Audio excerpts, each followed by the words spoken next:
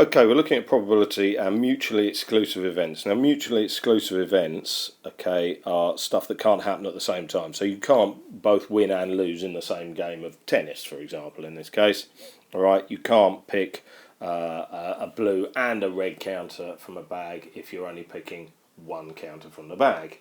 All right, so that's the basis of this. So therefore, the probability of any event happening is 1, isn't it? Because something's going to happen. And so therefore, if we know the probability of, in question 1, the probability of Rafa winning, the probability that he loses is going to be 1 minus the probability of him winning. Okay, there we go. And so 1 minus 0.72 is 0.28. Okay, so it's that simple. Now then, for the second one, I will just change colour. There we go. So the best thing to do would be all of these have got to add up to 1.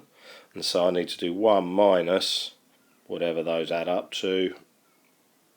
It really doesn't like doing decimal points, this pen. Plus 0.38.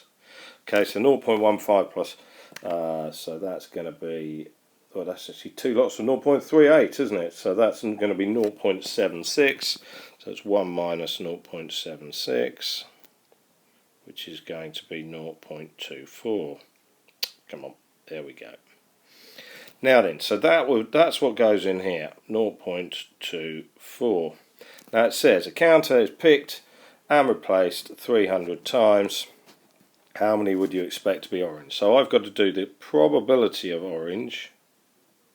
Now that's how many times it will happen in one pick. So therefore I've just got to multiply that by 300. And 0.24 times 300 is 0.72 I think, but I'm going to check on my calculator. Not 0.72, I mean 72. So there you go. Alright, so essentially mutually exclusive means yeah, everything adds up to 1.